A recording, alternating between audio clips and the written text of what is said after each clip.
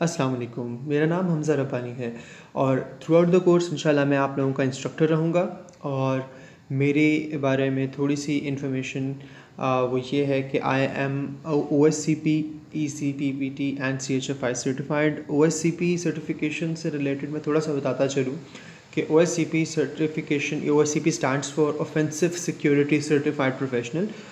ये सर्टिफिकेशन जो है ये ऑफेंसिव सिक्योरिटी ऑर्गेनाइजेशन जिसने काली लिनक्स बनाई है वो लोग ऑफ़र करते हैं। इस सर्टिफिकेशन का एग्ज़ाम 48 आवर्स का होता है, जिसमें 24 आवर्स में आपको 5 मशीन्स दी जाती हैं जिनको आपने हैक करना होता है। 24 आवर्स बहुत थोड़ा टाइम है 5 मशीनों हैक करने के लिए, और वो काफ़ी टफ सिनेरियो होता है। आपने वो हैक करने के बाद फिर अगले 24 आवर्स के अंदर रिपोर्ट सबमिट करवानी होती है। इसके अलावा ECPPT stands for E-Learn security certified professional penetration tester. E-Learn security एक ऑर्गेनाइजेशन है जो सिक्योरिटी से रिलेटेड सर्टिफिकेशंस करवाती है, और इनके कोर्सेज़ भी अवेलेबल हैं, काफ़ी अच्छे कॉम्प्रिहेंसिव कोर्सेज़ हैं। ये जो ऑर्गेनाइजेशन है इनके एग्ज़ाम भी कुछ OSCP से रेलेवेंट होता है, लेकिन थोड़ा सा इसकी डायरेक्शन डिफरेंट होती है। और इसमें हमने नेटवर्क को भी हैक करना होता है, और इसके अलावा एक्चुअली आपको पूरा एक ऑर्गेनाइजेशन का एनवायरनमेंट दे दिया जाता है, जिसमें एक वेब सर्वर होता है और उसके अलावा बाकी इंटरनल DMZ के अंदर मुख्तलिफ सर्वर्स मौजूद हैं। आपने एक्चुअली रूट सर्वर्स तक पहुंच के वहाँ पर रूट एक्सेस लेनी है। हम इन वर्ड्स को भी इंशाल्लाह आगे इसी लेक्चर में देख रहे होंगे कि साइबर सिक्योरिटी के जॉर्गन्स क्या हैं। बहरहाल इसको कंप्लीट करने के लिए हमारे पास टोटल 14 डेज़ होते हैं, जिसमें 7 डेज़ में आपने मशीन्स को हैक करना है और ऑर्गेनाइजेशन को हैक करना है, और नेक्स्ट 7 डेज़ के अंदर आपने रिपोर्ट तैयार करनी है। थर्ड सर्टिफिकेशन है CHFI। ये EC काउंसिल की तरफ से प्रोवाइड की जाती है, और इसकी एब्रिविएशन है certified hacking forensic investigator, computer hacking forensic investigator. तो ये बेसिकली फॉरेंसिक से रिलेटेड और रेलेवेंट सर्टिफिकेशन है। इसके एग्ज़ाम में मोस्टली MCQs आते हैं, और एक कॉम्प्रिहेंसिव किस्म के क्वेश्चन आंसर्स होते हैं कि आपने एक्चुअली एक फॉरेंसिक एक्टिविटी का अप्रोच किस तरह से करना है, और आपने किस किस तरह से चीज़ों को डेटा का कलेक्ट करना है, और किस किस तरह से आपने उसको रिपोर्ट करना है, और कौन कौन से टूल्स किस किस काम के लिए इस्तेमाल होंगे। सो इस तरह से आपको एक कॉम्प्रिहेंसिव किस्म का फॉरेंसिक इन्वेस्टिगेशन से रिलेटेड आपको ये सर्टिफिकेशन मिल जाती है। इसके अलावा मैं currently senior information security consultant के तौर पे एक मल्टीनेशनल कंपनी के अंदर काम कर रहा हूँ, और I have completed over 30+ penetration testing projects, जिसमें मेरे क्लाइंटल लोकल भी हैं और इंटरनेशनल भी हैं। और लोकल क्लाइंटल्स में फाइनेंशियल सेक्टर भी है, एजुकेशनल सेक्टर भी है, इसके अलावा एनर्जी सेक्टर भी है, और हमारा डिफेंस सेक्टर भी है। इसके अलावा नेशनल और इंटरनेशनल ट्रेनिंग्स भी प्रोवाइड कर चुका हूँ, जिसमें ethical hacking, penetration testing, forensic investigation, malware analysis, reverse engineering की ट्रेनिंग्स हैं। अल्हम्दुलिल्लाह इंटरनेशनल गवर्नमेंट्स को भी मैं ट्रेन कर चुका हुआ हूँ। So it is going to be a very interesting field. इंशाल्लाह ये पूरे के पूरे कोर्स में आपको काफ़ी मज़ा आएगा, काफ़ी इन्जॉय करेंगे। मैं अपना एक्सपीरियंस आपके साथ कॉन्टिन्यूसली शेयर करता रहूँगा, ट्रेनिंग्स के पर्सपेक्टिव से, हैकिंग के पर्सपेक्टिव से, डिफरेंट ऑर्गेनाइजेशन में हम लोग क्या क्या चीज़ें फेस करते हैं, किस किस तरह की हमें अपॉर्चुनिटीज़ मिलती हैं, किस किस तरह के हमें चैलेंजेस फेस करने पड़ते हैं। तो इंशाल्लाह ये साथ साथ कोर्स में हम डिस्कस करते जाएंगे। इसके अलावा I am a very good programmer as well. Programming मैं बहुत बचपन से करता आ रहा हूँ, और बहुत शुरू से मैंने मुख्तलिफ प्रोग्रामिंग लैंग्वेजेस पे काम किया हुआ है। जी, लैंग्वेजेस के नाम लिखे हुए हैं।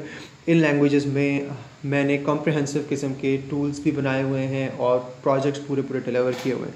So I have been doing freelancing as well in core development projects.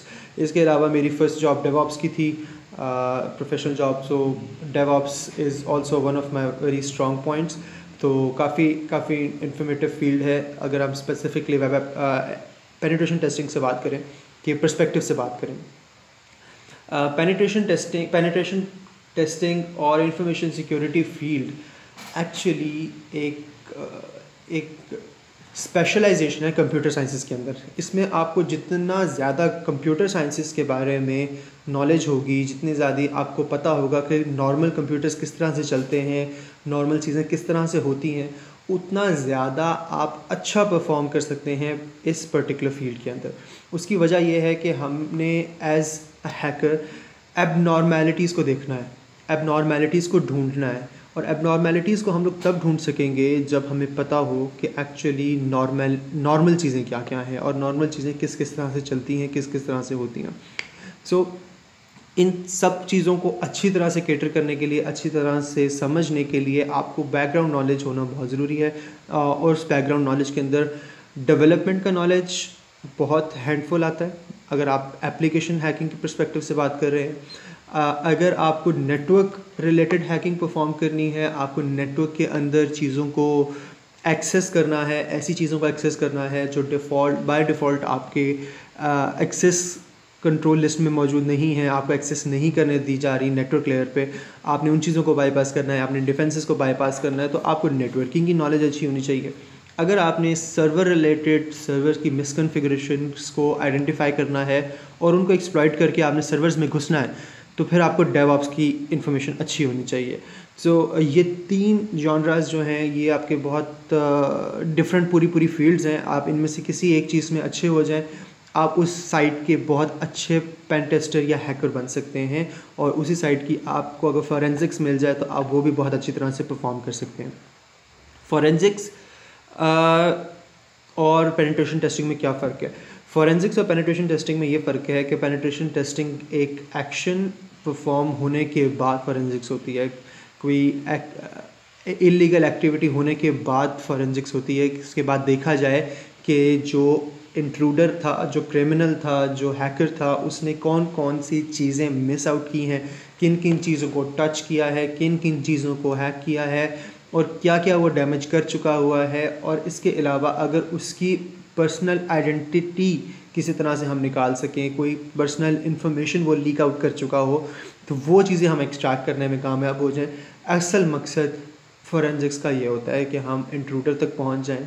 इसके अलावा हमें कोई केस आता है तो हम उसमें कल्प्रिट को आइडेंटिफाई कर सकें, हम आइडेंटिफाई कर सकें कि वाकई जिस बंदे को के पे इल्ज़ाम लगाया जा रहा है वो वाकई ही उस इल्ज़ाम को डिज़र्व करता है या नहीं। सो ये मेरा एक ब्रीफ इंट्रोडक्शन है। इंशाल्लाह हम मूव ऑन करते हैं अपनी कोर्स आउटलाइन पे डिस्कशन के बाद, फिर हम लोग कोर्स की तरफ चलेंगे। तब तक के लिए अल्लाह हाफ़िज़।